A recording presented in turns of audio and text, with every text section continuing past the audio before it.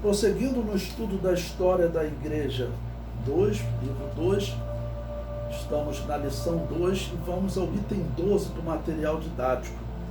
Vamos falar sobre Ário e Alexandre de Alexandria. Bom, nós estamos estudando esse período do ano 313, em que terminou a perseguição, mas aqueles bispos que estavam trabalhando nas igrejas, adorando o demônio para não morrer, esses bispos, eles se tornaram os líderes da igreja que Constantino organiza, que é a Igreja Católica, ok?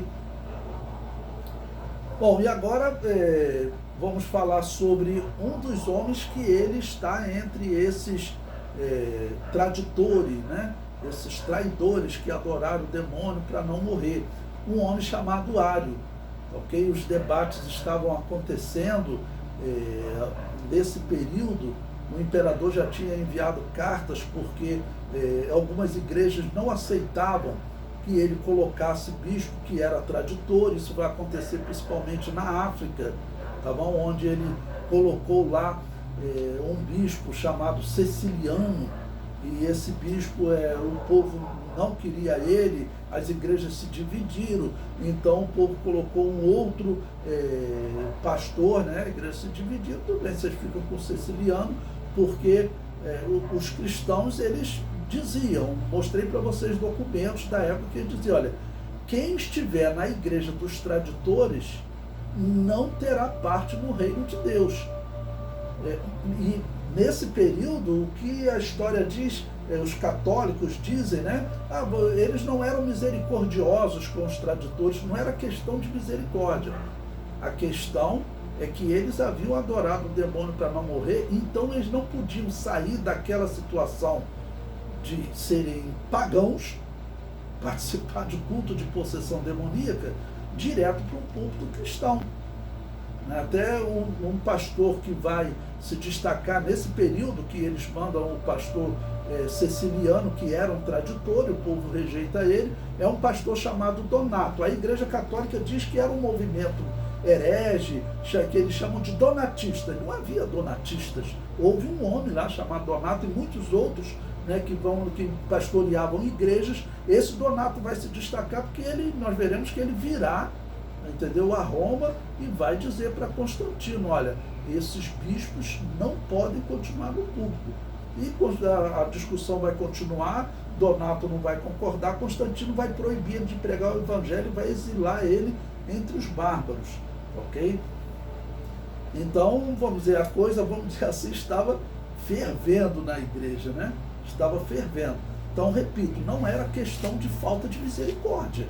O problema é que os homens saíram do culto pagão, do culto ao demônio, direto para o púlpito das igrejas que Constantino organiza. E isso as outras igrejas dizem, olha, não é possível. Eu fui viver nas catacumbas lá, vivi no cemitério 10 anos para não negar o nome do meu Deus, não participar de um culto de possessão demoníaca. E esses bispos aí agora ainda ficam nas maiores igrejas. Constantino, quando faz a doação, eu vou colocá-la para vocês depois no grupo, tem um documento que ainda fala, essas doações são só para as igrejas católicas. Quem não concorda conosco não recebe doação, né? Então, esses bispos que viveram lá nas catacumbas, fugiram para as montanhas, esses homens vão acabar se dividindo e vai surgir uma divisão. Aí eles falaram, não é bom dividir a igreja. Opa, não é bem assim. Se a igreja estiver corrompida, você tem que sair correndo dela. A Assembleia de Deus está correndo o risco de se corromper. Porque, como eu disse para vocês, a maior Assembleia de Deus, ela já assinou com a Igreja Católica, a maior Assembleia de Deus do Brasil, que é a Assembleia de Deus de Madureira. Ela já assinou com o Vaticano, tanto que o líder deles foi lá chamar o Papa de Sua Santidade. E talvez você esteja falando de uma das maiores igrejas evangélicas, a Igreja Assembleia de Deus do mundo. A Assembleia de Deus de Madureira talvez seja uma das maiores igrejas do mundo. Eles já assinaram.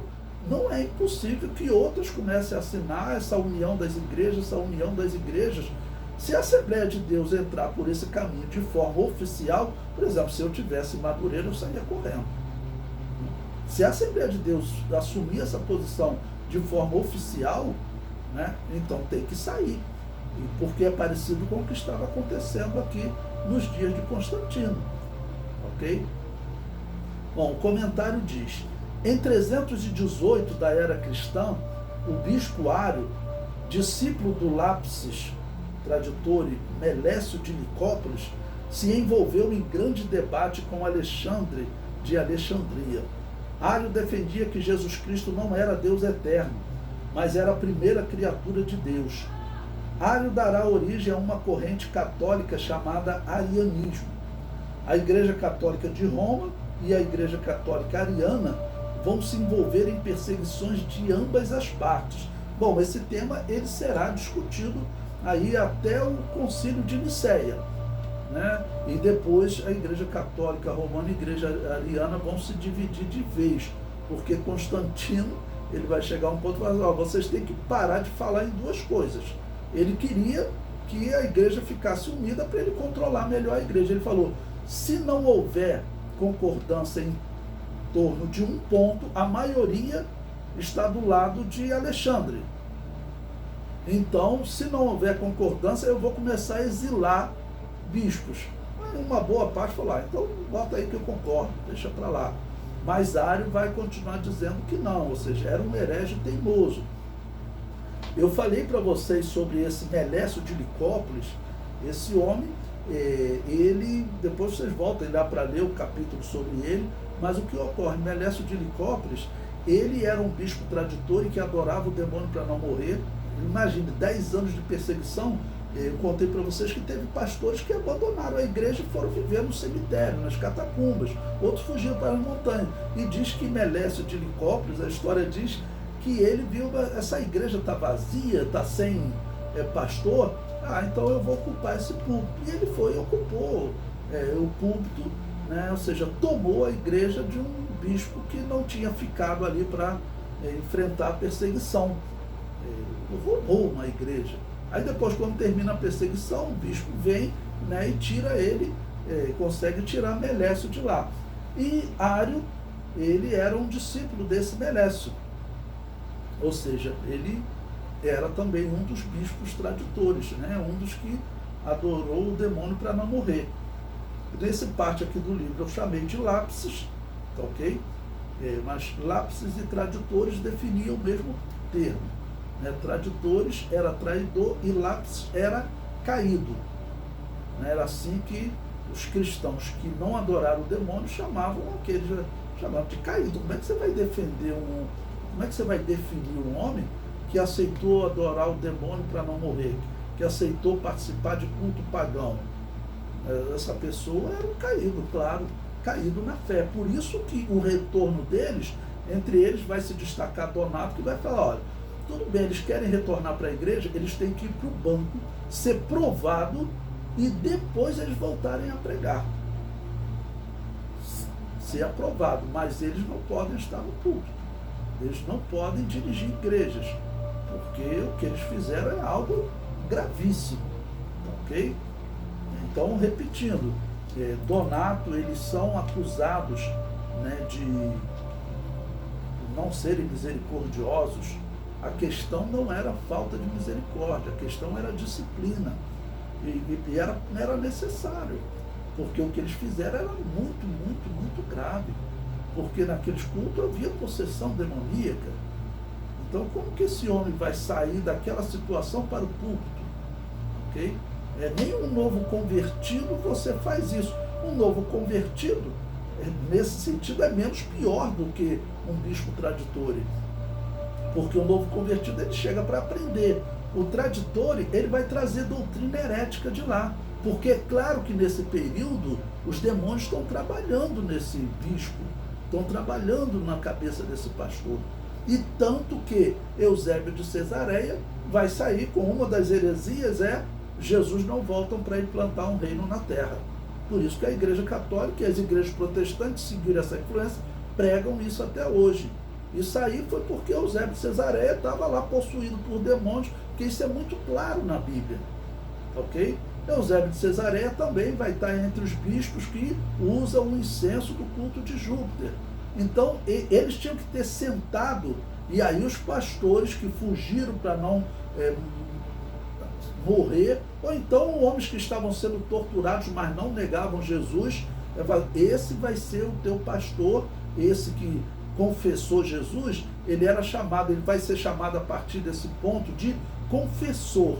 Terão homens que escreverão textos e ele vai se dizer, eu, Úfilas, confessor, ou seja, fui preso, torturado, mas não neguei a fé.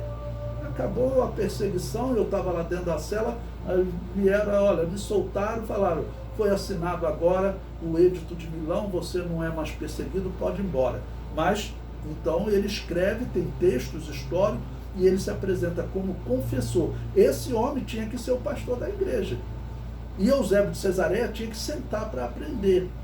E quando Eusébio de Cesareia, como ele diz no seu livro, que Jesus não volta, que não vai haver milênio aqui na Terra, e critica os homens anteriores, Úfilas falaria para ele, olha, para com essa heresia, porque isso daí certamente é herança do que você aprendeu lá nos cultos do demônio. Mas ninguém quis fazer isso. Na verdade, Eusébio de Cesareia acreditou que Deus colocou ele ao lado de Constantino para fazer a igreja de Jesus forte e implantar o reino de Deus aqui na Terra. Esse foi o triste resultado. Bom, então estamos aqui no ano 318 da era cristã, né?